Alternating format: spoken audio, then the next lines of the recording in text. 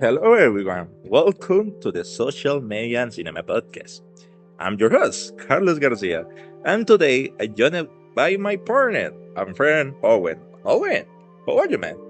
I was checking my screen time sitting this morning. I am embarrassed to say how many hours I spent on TikTok, honestly. Don't worry, Carlos, you're not alone. I think we are addicted to the scroll. But that's actually a great starting point for today's episode, the evolution of influence. Oh, thank you, Owen.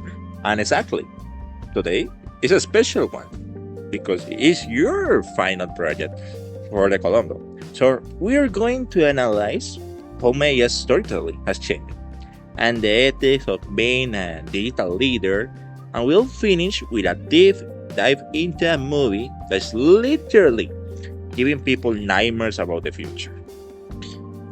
Okay, this journey is a real sense, so we are going to take our time to relate these topics. We look at the rise and fall of certain influence and how cinema is trying to save us from ourselves. Let's dive in. Well, let's start with the story. The media is constantly changing. We choose the documentary genre because it explains that it has evolved from being a slow and academic way of recording reality. Dino those old National Geographic films from the 80s into a high-speed digital phenomenon. I agree.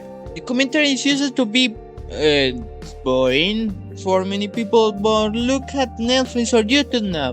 The BBC explicitly reports that the consumption of digital documentaries has increased by a 40% in the last decade. But Carlos, why do you think we are so obsessed with the true crime or social documentaries now? Well, Owen, uh, I think it's because it has led to a new era where the documentaries feel like thrillers. They use cliffhangers and amazing soundtracks, and it's not just about facts anymore. It's about the experience. And don't forget the blogger style. Now you have documentaries made by people like Mr. Beast or investigative YouTubers. The line between a journalist and an influencer is almost invisible now. Before the focus was on the subject like an animal or war or history. Now the influencer or the director is often more famous than the topic itself. That's a dangerous shift, right? And it isn't, no? Because if we follow the person more than the truth, we can be easily manipulated, no? And that brings us to your next big topic.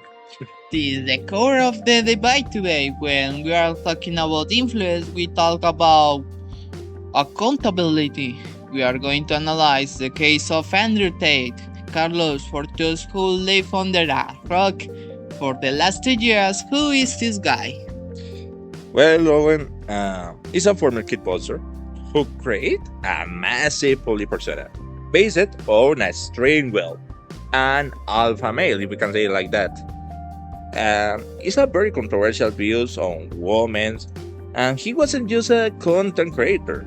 He was a phenomenon in social media. And really was. And a calculate one, the Guardian meticulously details how he manipulated the algorithm. He had thousands of people in his Hoster University, reposting his clips to dominate every social media feed. This created the ultimate echo chamber. And you know what? That's the scary part.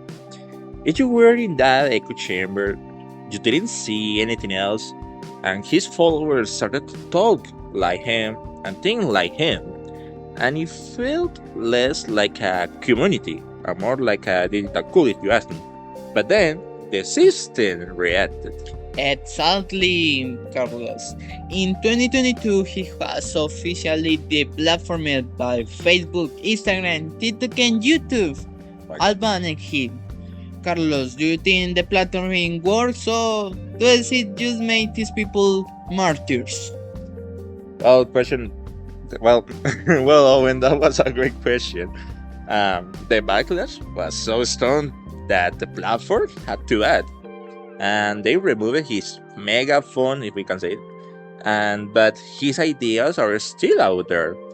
However, the real accountability here didn't come from a ban button. It came from the legal system. You are so right.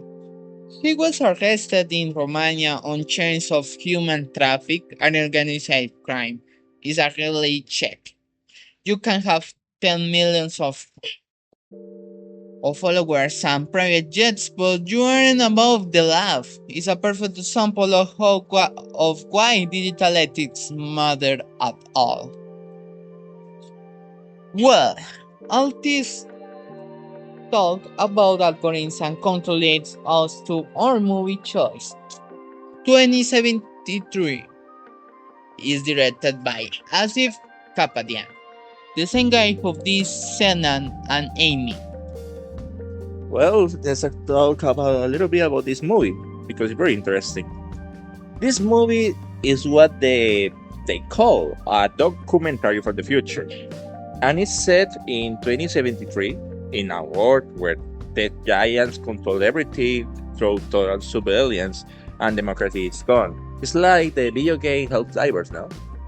Yeah, the Hollywood Reporter skillfully describes the film as a chaotic mirror of our present. It uses real footage for today. Police violence, climate disasters, and social media addiction to explain how the world is collapsed.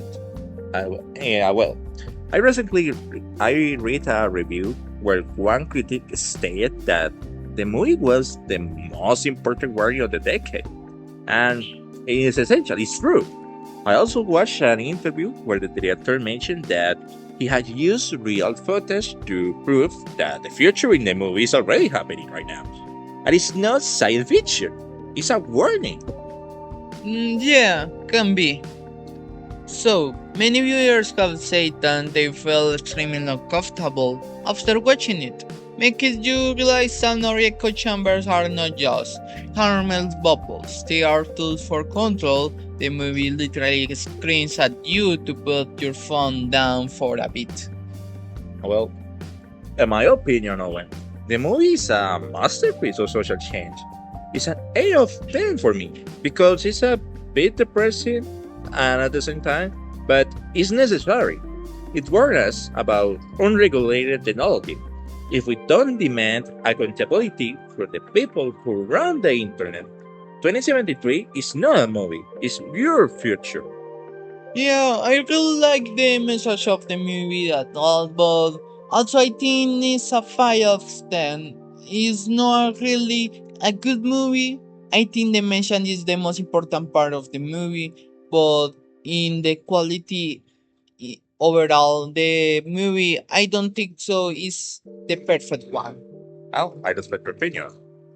Well, Well, we covered a lot from how documentaries become cool to how undertake accountability to a future where we are all watched by AI. it made you think are we are really free or are we just following an algorithm? Carlos, thank you for you this deep conversation, and I think we have a lot to process. Yeah, well, indefinitely. And to our listeners, thank you for staying with us for these 10 minutes. Around, I don't know. Don't forget to check your bibliography if you want to read more about these cases. This was the Social Media and Cinema Podcast. I'm Owin. And I'm Carlos Garcia. Thank you for staying with us.